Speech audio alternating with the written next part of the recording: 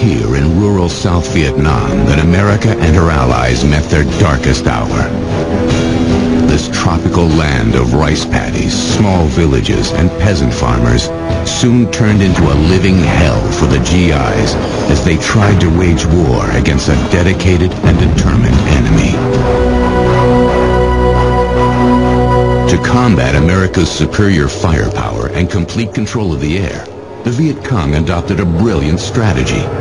At the heart of their resistance, a deadly spider's web of fiercely defended tunnels and subterranean bunkers under the rice fields and jungles of South Vietnam.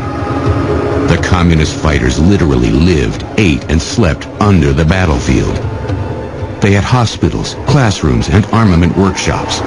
From these fortified nests, the guerrillas sprung their deadly ambushes. But a courageous few American and Australian foot soldiers, the tunnel rats, dared to staunch the enemy tide.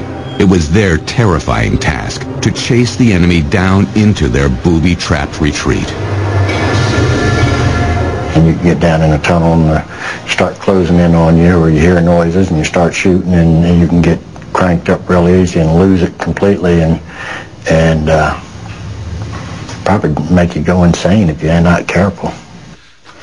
When you expanded your lungs, when you took a breath, you were kind of wedged in. Now, if you can picture yourself being stuck, if there was a cave-in or something, I can't imagine a worse way to die. The tunnel rats would soon distinguish themselves for their uncommon valor and selfless commitment to duty. You took pride in what you did. There wasn't very many of us. But if you did it well, you know you did something worthwhile.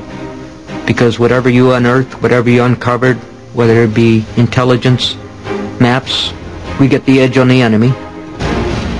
The most dangerous part would be psyching up to get into the tunnel. That was the part that was really the most frightening, because you didn't know what you were getting into. When the U.S. and Allied troops first arrived in Vietnam in the early 1960s, they had no idea that the enemy were under their very feet. On the surface, the tunnel entrances were carefully camouflaged. VC guerrillas appeared and disappeared down them at will. They were so well concealed. I mean, we probably walked over thousands of them, never knew it. Especially in the Cu Chi area. That's where the majority of all the tunnels were. The small town of Cu Chi, just 50 miles north of Saigon, was at the heart of the Viet Cong's secret network. By 1965, the system snaked nearly 200 miles under villages, huts, and fields. It weaved from the Ho Chi Minh Trail in the north to the gates of Saigon in the south. Under the battlefield was a system of tunnels connecting communities from village to village. This was not the first time tunnels have been used in war. In fact, tunnels and underground fortifications had been used for thousands of years. Among the first troops with a specific mission to search and destroy the enemy's underground bunkers were British sappers in World War I, and most famously, the U.S. Marines in World War II.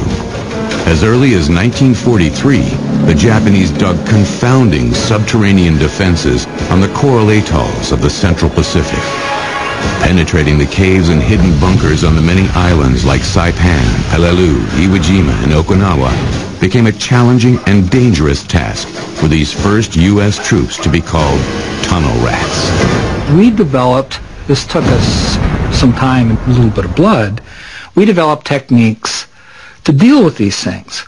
Above all, this meant sealing entrances, sealing exits, going in with flamethrowers, frankly, entombing or killing the people inside. And you're able to do this. In 1946 in Vietnam, the Viet Minh, as the resistance fighters were then called, began digging tunnels and underground bunkers to fight the French, who returned to Vietnam after World War II to reoccupy the former colony they called Indochina. In the spring of 1954, the Viet Minh defeated the French in the celebrated battle for Dien Bien Phu. It spelt the end for the French and their empirical aspirations. For the next 10 years, while the Army of South Vietnam, or ARVN, and the Saigon government were mired in corruption and coups, the the communist guerrillas now called Viet Cong, or VC, took control of rural South Vietnam. When they arrived in 1965, the U.S. armies, including the 1st and 25th Divisions, stepped into a bear trap. The enemy, battle-hardened communist guerrillas.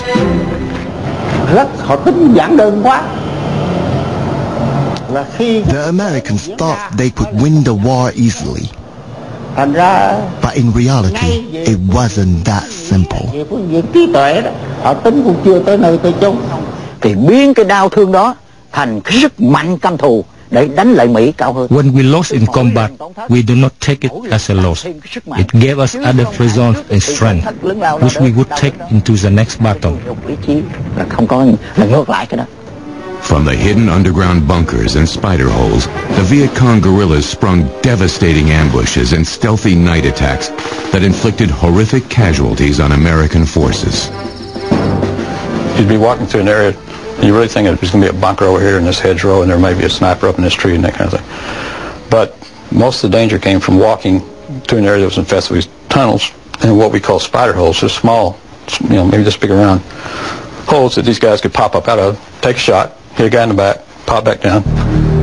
The young American and Allied soldiers on patrol in the thick jungle canopy of South Vietnam were left chasing shadows in an alien environment where violence and fear characterized their daily existence. You dreaded being in a jungle where you can't see.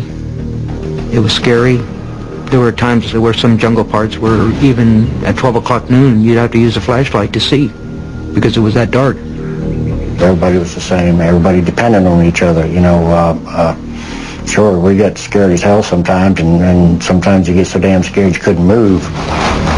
To survive the horror of combat, soldiers quickly learned to suppress their emotions. On Operation Crimp, I think the first day there was 4 blokes killed, and I walked past their bodies and felt nothing, absolutely nothing. The Viet Cong became brilliantly adept at making savage booby traps. Some devices were brutally simple. When a trooper stepped onto one of these man traps, the wooden spikes impaled and incapacitated him. The guerrillas became especially skilled at turning unexploded American ordnance into devastating booby traps. Most of the time we found booby traps, it was because somebody triggered it. Infantryman and soon-to-be tunnel rat Gary Schooler remembers vividly his first patrol in the Hobo Woods, just east of the Iron Triangle. This is the first time I saw anybody killed, my first day out. And some guy sat down, we call them stick mines. It's a vertical bamboo stick. You can tilt it. You don't even have to step on it. You can just tilt it and it goes off. And then this horrible screaming. It's a real high shriek. It's just ear piercing. And so you don't forget it. When you hear that sound, you don't forget it. You know it's a booby trap. In October 1965, 68 Australian engineers, or sappers, from 3 Field Troop arrived in Vietnam primarily to help locate and disarm the booby traps. However, they soon made a critical discovery that changed the course of the war. 25-year-old Captain Alex Sandy McGregor led the way. We came across this tunnel within a village, which was an enemy village. What happened was that I went down the tunnel, and I can remember my sergeant, my staff sergeant actually, holding my legs with a rope, because I went down head first. This first tunnel turned out to be a relatively short escape tunnel from a village hut. It would, however, be dwarfed by an incredible discovery on their next mission. The Australians were about to find the enemy's massive secret tunnel labyrinth, but their success would come at a deadly price. Many innovative weapons, including the Claymore mines, were introduced to combat during the Vietnam War. Among them were the F-4s, the AH-1G Huey Cobra, and the gunship. The tunnels of Vietnam will be right back. On January 7, 1966, American and Allied forces, under the direction of General William Westmoreland, launched a massive attack, spearheaded by the pride of America's military, the 1st Infantry Division. The strike was aimed at the heart of the Viet Cong war machine in South Vietnam. They moved into the Hobo Woods just east of the Iron Triangle. Helicopters, tanks, armored personnel carriers, and more than 8,000 men joined the battle. In one huge blow, America's leaders planned to find and destroy the Viet Cong Politico headquarters and effectively end the war. The Australian engineers of 3 Field Troop were assigned to support the crack 173rd Airborne Brigade. They deployed from their base at Bien Hoa, just east of Saigon. The Australians headed for the south edge of the Hobo Woods. If all went according to plan, the enemy would be swept down towards them. Then the Australians would cut them off. But the plan backfired. The enemy was already waiting when they landed. As soon as we landed, I knew there was something up. There were shots coming out, there were guns going off. We were being mortared at that time. The thing that no training will ever prepare you for is the sound and the smell. The noise is indescribable. And of course the other thing is that time really elongates itself and things become very, very vivid whilst you're in action. In the midst of the chaos, an Australian infantryman spotted Viet Cong snipers firing from slits in what looked like an anthill. He crawled towards it and slung a grenade into the mound. He then called the engineers of 3 Field Troop. The Aussie sappers were ready. They had already devised a technique to deal with the tunnels. They first blew the top off to reveal an entrance, and then they used an industrial air blower called a Mighty Mite and blew smoke down the hole. Then what we did was we blew down tear gas.